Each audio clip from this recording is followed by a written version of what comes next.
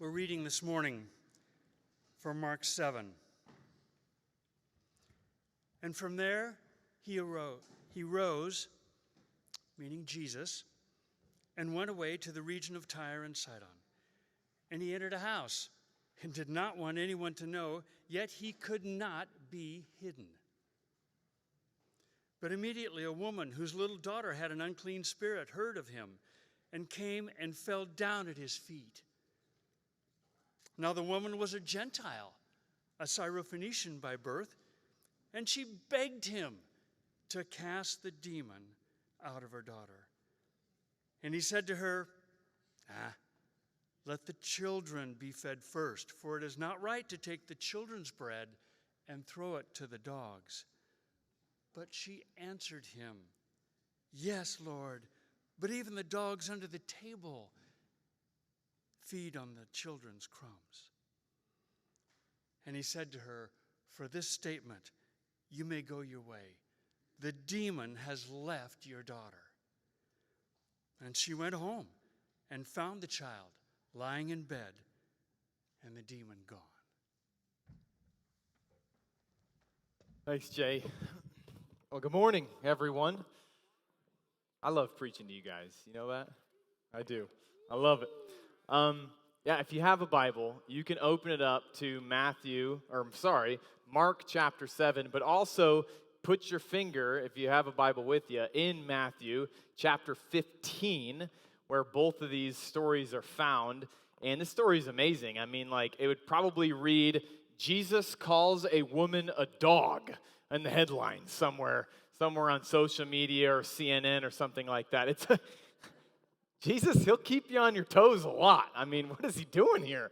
But Mark chapter 7, Matthew 15 as well. I mean, we're back in Mark. We've been out of Mark for about a month now, and I'm just very excited to get back in Mark. I love the Gospel of Mark, and I love this story specifically. As I was just kind of reading it and thinking about it, it made me think of Kaylee was probably pregnant with our third kid, and I took her to the Chinese buffet right across the street from here over at Park Fair Mall. And say what you will about Chinese buffets. Some people love them, some people hate them. My pregnant wife did not like it. She swore to me that we would never be going back there. But buffets, they're a little tricky, right? Because they give you a lot. I mean, the food, it's never ending. You can go back there as much as you want. You can keep on eating. But do you ever actually feel satisfied after a buffet? Or do you almost always leave feeling worse? Always. If you're like me, it's always worse. I always end up feeling worse. So think about this. There really is a feast that after eating it makes you feel worse. It's a feast that does not satisfy. On the contrary, have you ever had like an actual chef cook for you? It's only happened to me a couple of times in my life. I had a chef cook for me, and it makes me feel, it's super bougie, not gonna lie. It's the type of, you look down at the table and you see the plate and you get like multiple spoons there, which immediately freaks me out. I don't know what I'm doing with multiple spoons, right? I immediately out myself as somebody who does not belong in this position. But like the food, it's gourmet and it's actually healthy and surprisingly, he doesn't really give you a lot of food. It's actually kind of a small amount of food. But somehow, after eating it, because it's just the right amount, it's just what you need, it's actually satisfying. That's curious to me, especially as I think about this story, because in our story, what I want to show is that this woman that we just read about, she had been feasting on the world, and yet she was worse for it. She'd been feasting on the world, and yet she was worse for it. And what she needs is actually an unexpected meal. It's crumbs. Jesus says, I'll give you some crumbs. This is what she needs. And so this morning, what I like to do, and what we say every week, is I want you to enter into this story. That's our goal. We have two goals at Eden Church. When we approach the Bible, we want to see the story, and we want to see yourself in the story. And so today, I want you to enter into this story and ask yourself, put put yourself in the place of this woman, because a lot like her, there are many of you in here who are eating at a feast that will not satisfy you. And here's the message that Jesus is trying to tell you. You need crumbs. You need Jesus' crumbs. And so here we go. If you have a Bible, look at it. It's amazing. This is Mark chapter 7, starting in verse 24.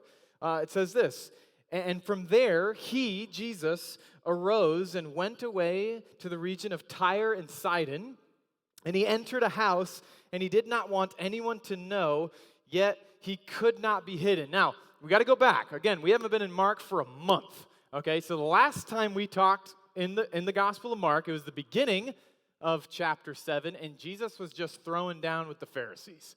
Okay, he was just going back and forth. Remember, he was calling them hypocrites.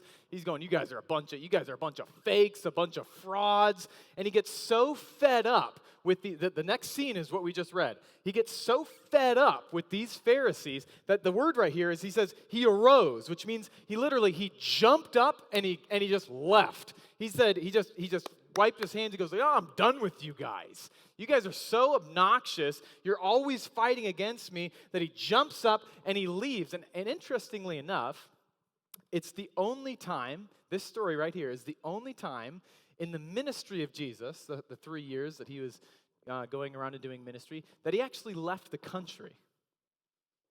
Tyre and Sidon is a region out just on the outskirts of Israel. So it's actually the first time that he leaves the country. And Tyre specifically, this is where he's specifically at in this story where he meets the woman. It's a Gentile territory. It's a place where non-Jews were. And the people of Tyre, they did not like the Jews. Okay? They reminded me kind of that. I was in Germany one time and I was with my buddy, and we were trying to get on this bus, and he sees this woman there, and she didn't have any shoes, so that should have been the first sign that maybe she wasn't. Either way, he goes right up to her, and he goes, and he doesn't speak any German, so he goes up to her and he goes, hey, he's kind of doing the classic motion, like, hey, do you know when the bus is coming? And she just looks at him with just a dead blank stare, nothing. And so then he gets a little bit more animated, starts talking a little bit louder. The bus right here. Do you know when the bus is coming? Again, nothing.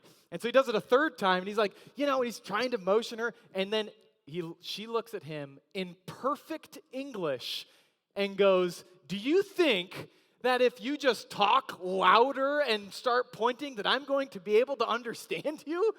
It was pretty remarkable to actually watch him try to deal with that situation. But she was annoyed, because that's their perceptions of Americans. A lot of people in Europe, they just get annoyed with us, to be honest.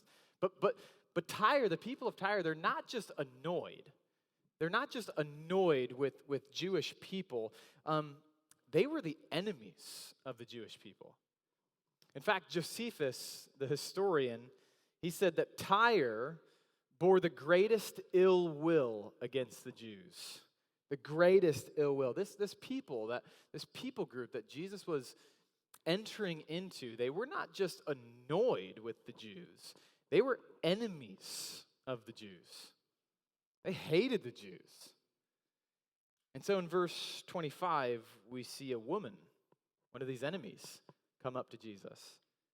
And immediately a woman whose little daughter had an unclean spirit. Now note that. The unclean spirit.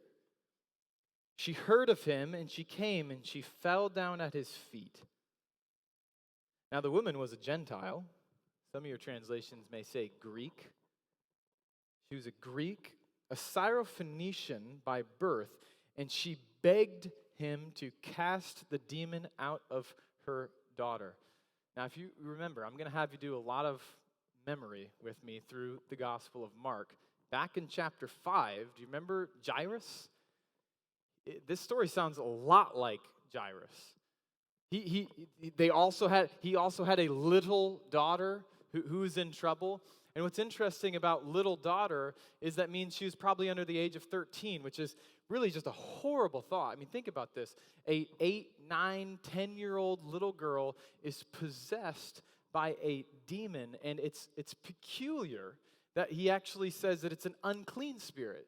Because in one sense, all evil spirits are unclean, but they're not usually pointed out like that, which probably means that the fact that Mark is pointing out that it was an unclean spirit means that this spirit was making this little girl do unclean things, which is a horrible thought. Unclean, this little daughter, she's in trouble, just like Jairus. She's throwing herself at the feet of Jesus, begging him to show mercy, just like Jairus. The only difference was Jairus, he was a Jew, and so he was a friend. This woman, she was what? She was an enemy. She was an enemy of Jesus. And not just an enemy. She wasn't just simply an enemy. First off, she was a woman. I mean, it was scandalous. Do you remember the story of Mary sitting at the feet of Jesus while Martha was over just doing her thing, running around and being all crazy?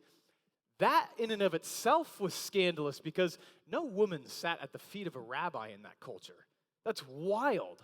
Let alone a Gentile woman falling at the feet of Jesus. It was scandalous for her to do this. She was interrupting Jesus' privacy. Jesus got up, left Israel because he wanted to escape. He wanted to get away, to find some rest. And here comes this woman interrupting his rest with his disciples. Matthew 15, if you got your finger in there, Matthew tells us that she's a Canaanite.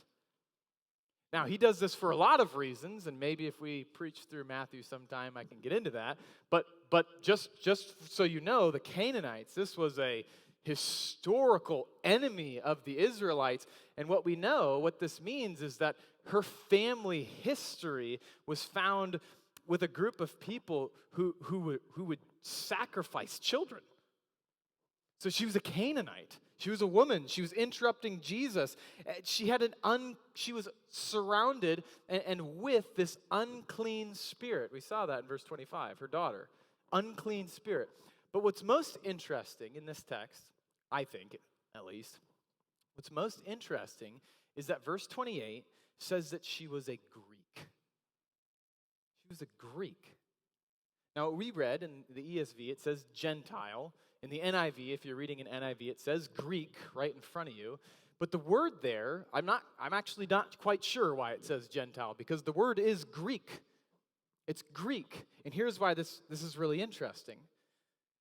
There were different ethnicities in this region of Tyre, and Greek Syrophoenicians would have gotten there from Alexander the Great. Remember him? The great conqueror, the Greek conqueror. Which means that the Greek Syrophoenicians would have been the ruling class. So follow this. We wouldn't have picked up on this when we see Greek Syrophoenicians, but the readers of Mark would have. The readers of Mark would have picked up that when Mark says that she is a Greek Syrophoenician, he is saying this woman is from the ruling class, and she's probably well off. It's very fascinating. One of the scholars of Mark, Craig Keener, says, she may have been a part of taking bread out of the mouths of the children of Israel, and now the shoe is on the other foot. That's fascinating. And Jesus, he sees all this. He notices all this, and so he tests her. He tests her with a parable. Now, again, I'm going to have you go back and do some review. Do you remember what the purpose of Jesus' parables are? We talked about that a couple months ago.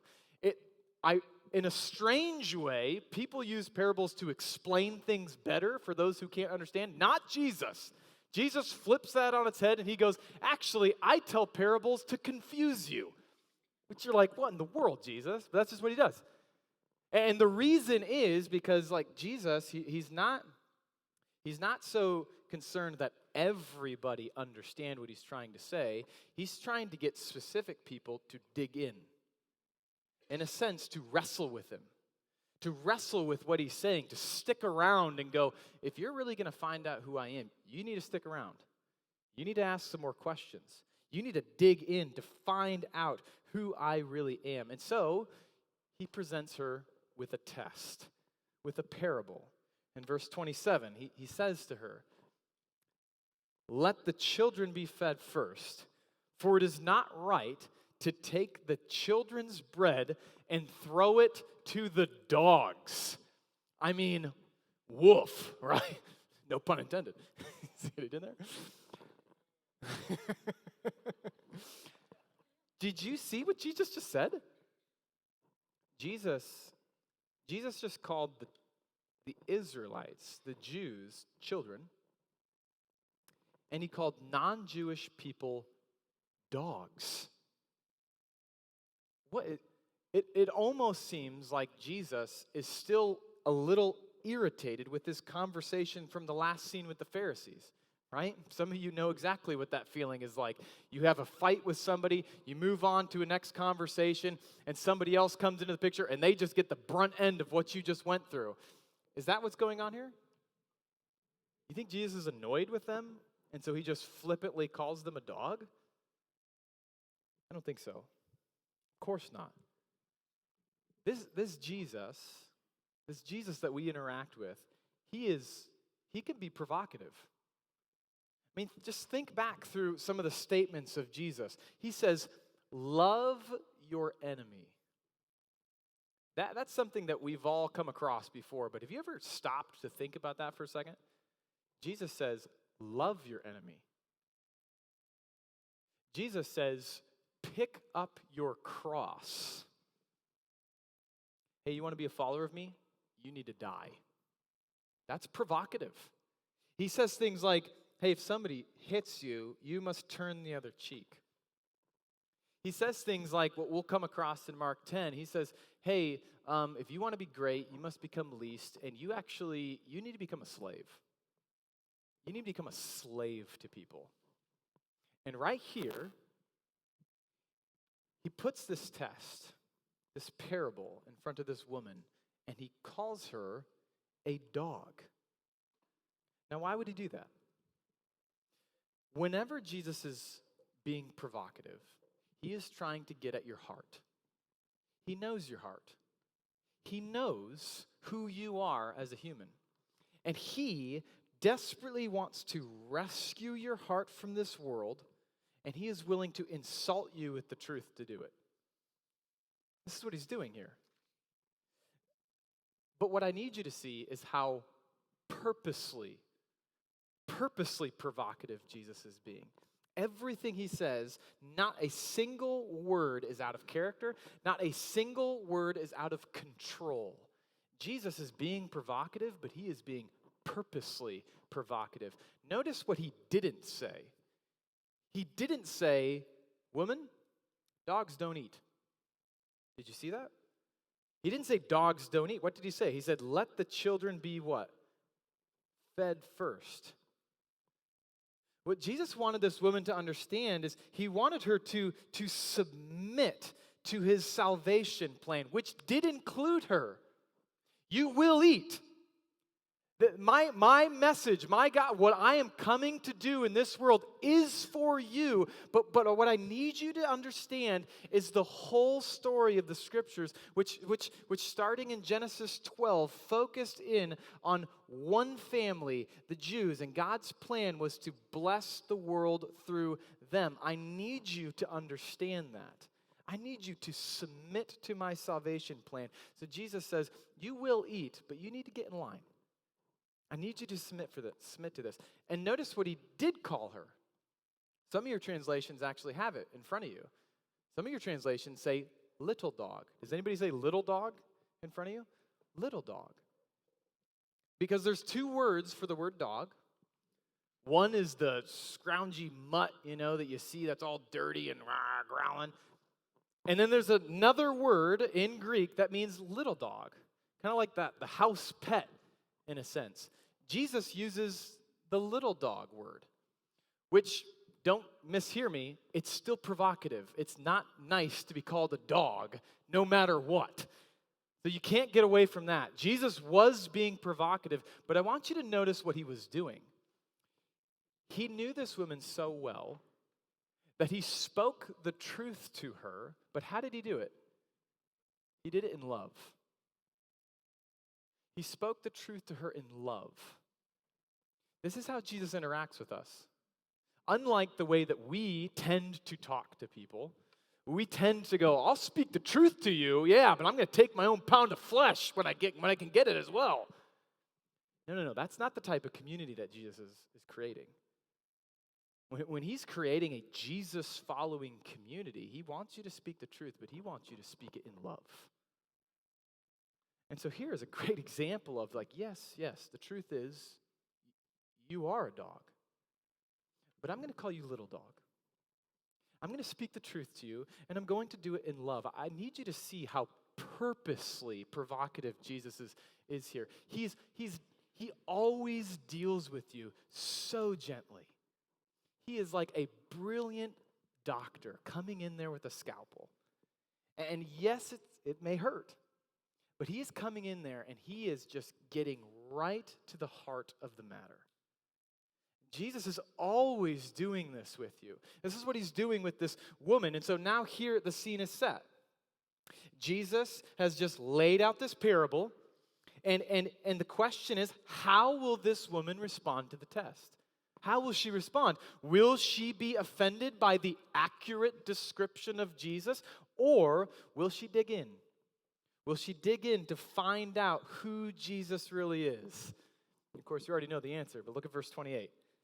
But she answered him, "Yes, Lord, yet even the dogs under the table eat the children's crumbs." This lady's brilliant, and she's amazing. It reminds me a little bit of my son the other day. I'm trying to explain to him what talking back is, and this was, I'm trying to explain to him, I said, son, every time that you say something after me, that's talking back. But I don't understand. No, like what you're doing right now is currently talking back. I need you to stop saying things after me because that's talking back. And he goes, well, what if you tell me you love me? You don't want me to say that back? I go, okay, that's pretty good. That's pretty good. He outsmarted me in that end. Let me tell you something. That's not what's going on here. This woman, she did not outsmart Jesus. She did not one-up Jesus. You need to see that this response is exactly what Jesus wanted. Jesus was exhilarated with her response. If you have Matthew 15 open in front of you, in verse 28, he says, after she responds like this, he goes, "Oh, woman, great is your faith." It's like he stands up, he claps his hands, and he's like, finally, someone gets it. Because up to this point, if you've been with us in Mark, up to this point, not a single soul has understood Jesus' parables. Not a single soul has understood them. The leaders are utterly confused. The disciples need to be spoon-fed by Jesus every step of the way. And here, right here, an enemy of Jesus who has been feasting on the bread of this world gets it for the first time. She passes the test. But what did she realize? What she realized was that the crumbs of Jesus are more satisfying than the feasts of this world. Let me say that again. What this woman realized is that the crumbs of Jesus are more satisfying than the feasts of this world. What she realized is that this Jesus, he must be the Savior. I have to trust in him. But how did she get to this point? We're not flat out told here in Mark, but I bet that Jesus was not her first choice to heal her little girl. Remember, she's a ruling class Greek. She probably went to her own God's temple first. In fact, there's a temple where she is, the god of Eshmond, which is the god of healing. I bet she went there first to get healing of her little daughter. And maybe after many failed attempts to plead with the gods, she slowly began to lose hope. Ever been there? After looking for help somewhere, you just slowly but surely, after attempt, you're beginning to lose hope. That was this woman until some friends from, we saw this back in Mark 3:8, friends who were from Tyre, who went to Israel to meet Jesus, they came back with a story. They came back and they told her, there is this Jewish rabbi, and he's going around and he's healing people. He's casting out demons, and he's saying remarkable and unbelievable things like, hey, if you believe in me, your sins will be forgiven. Now, at first, she was probably skeptical. Right? At first, she's like, there's just no way. Jews? I mean, I know the Jews. They're cocky. They call us dogs. We don't like them. Okay, they're our enemies. But maybe after more and more reports started to flood into Tyre, she began to think maybe she's had it wrong the whole time. Maybe she thought there really could be a Savior coming out of Israel. Maybe these scriptures that they're always referring to that I've heard, because, I mean, we hang around Jews all the time. I don't like them, but I hear them talking about this Messiah. And maybe there really is a Messiah coming out of Israel who truly could save me. But she thought, if only he would come to Tyre. If only this guy would come, because, like, I got a daughter. I can't go anywhere. She's demon-possessed right now. She's flailing around. I can't leave her alone. So if only he would come here. And then, verse 25, she heard of him. It's almost as if this is a part of Jesus' plan all along. That he knew that there was a woman who had faith, who wanted to believe in him. And so he knew, I got to get to Tyre. And so when she heard of him, verse 25, she came and she fell down at his feet. And notice what this means. If this woman fell down at his feet, that means she was leaving her old belief system behind her. Everything she thought would satisfy her, everything she thought would save her and her little daughter, she left behind because she knew that even the crumbs of Jesus are more satisfying than anything this world has to offer her. So when Jesus says to her, "Woman, I can't feed you first," she says, "I don't care. I'll take your crumbs. Your crumbs are enough for me. I will take your crumbs." And as soon as she said that, you can just see the smile begin to creep over the face of Jesus. And he goes, what? What does he say to her in verse 29?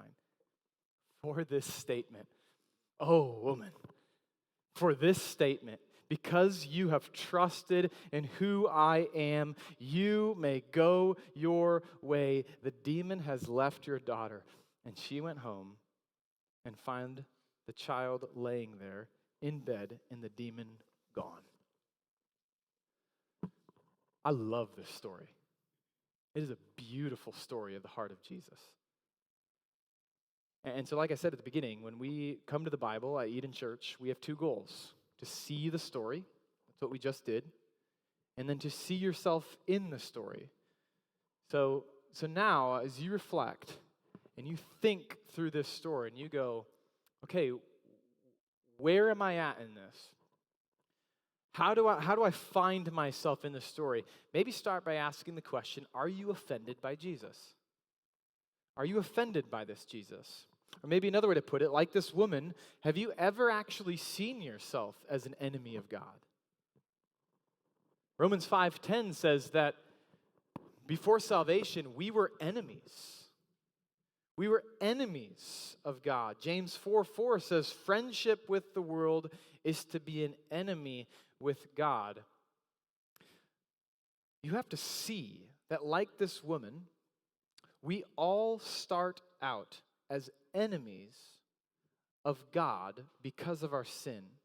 We choose to serve and to feast at the table of another master. But like this woman, if you want to find hope, if you want to find satisfaction, if you want to find eternal life, you have to leave your old Lord and you have to submit to a new Lord. And what does this woman call Jesus in verse 28 when he first comes up to her? Lord. Lord. Think about this. When she called Jesus Lord. She's calling a Jewish rabbi Lord. She was completely turning her back on everything that she used to believe. Do you see that? And this is exactly what Jesus says to us. In Romans 10:9, Paul says, if you confess that Jesus is what? Lord. If you confess that he is Lord, that means that he needs to become king over everything in your life. Because up to this point, maybe like this woman, you may have been serving other lords in your life. Health, money, family, jobs, hobbies, whatever it is, but slowly but surely, just like this woman, you are losing hope that the feasts that you have been feasting on will actually satisfy you. You've been feasting on all this, and you're going, it's not cutting it. I've been at it for 10 years now. I've been doing the same thing over and over and over again, and what I think is satisfying me is slowly making me lose hope. Well, like this woman, you must see, what you need to see is that you need crumbs. You need the crumbs. The crazy thing about this story, if you were with us probably about a month ago, this woman saw what the disciples didn't see when Jesus fed the 5,000. Jesus had how much bread? Not a lot. And guess what the disciples didn't see? They didn't see that it was enough. They saw the small amount of bread and they said, no way that could satisfy this. This woman, she saw that the crumbs of Jesus, they were enough. What Jesus did for you on the cross is enough. It will satisfy you, but you must leave your old life behind and cling to the life that Jesus offers you. Trust me, it does not look satisfying at first. It looks like death. But when you do this, when you submit to Jesus as Lord of your life, what you will find is just what this woman found when she went home. She found peace. The demon was gone. Salvation had come. Rest was occurring. This is what happens when you meet Jesus. Next week, we're going to be talking specifically about this man whose tongue was loosed, and the actual word is that the chains of his tongue were broken. This is what happens when you trust in Jesus. Your chains literally break off. What you were once enslaved to, you are now freed to go follow Jesus. A brand new master. And so here it is. The scene is set for some of you here this morning. The scene is set, and Jesus is calling you a dog. How will you respond? And maybe Jesus is already your Lord, but he's still testing you. Maybe it's legal trouble. Maybe it's financial, health, marriage, family, work, emotional, whatever it is. The question still is in front of you. How will you respond to the test that Jesus is putting you through as somebody who's actually in the family?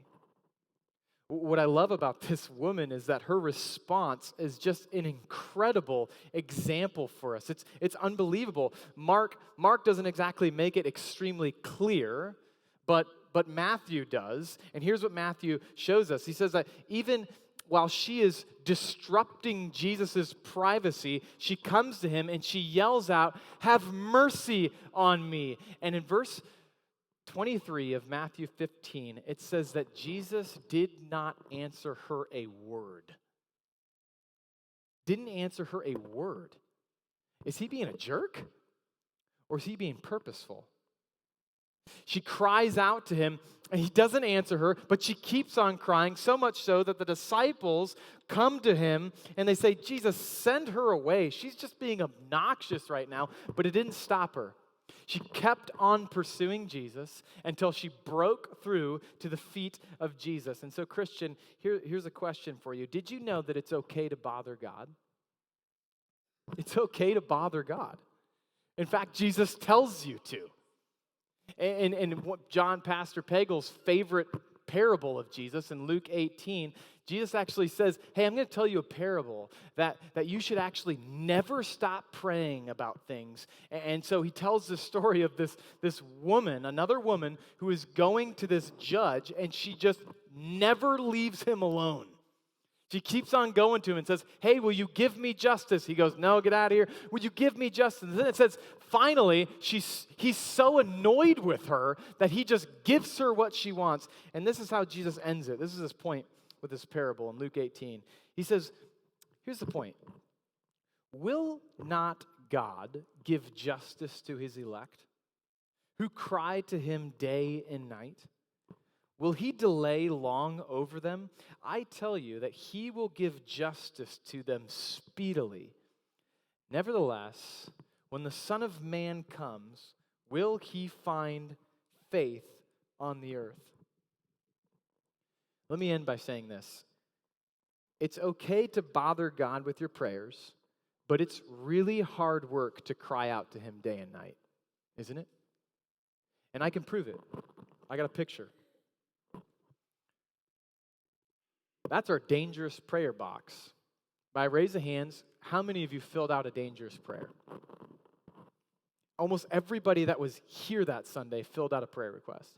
Here's another follow-up question. And this is just as convicting to me, so I'm not trying to beat you over the head with it. How many of you guys have prayed that dangerous prayer every day? I saw 3 hands. Praise the Lord for those 3 hands. Guess whose hand wasn't up? Mine. As we strive to be a church that believes the crumbs of Jesus are enough to radically change the north side, let us strive to persist in running to Jesus just like this woman. Let me pray.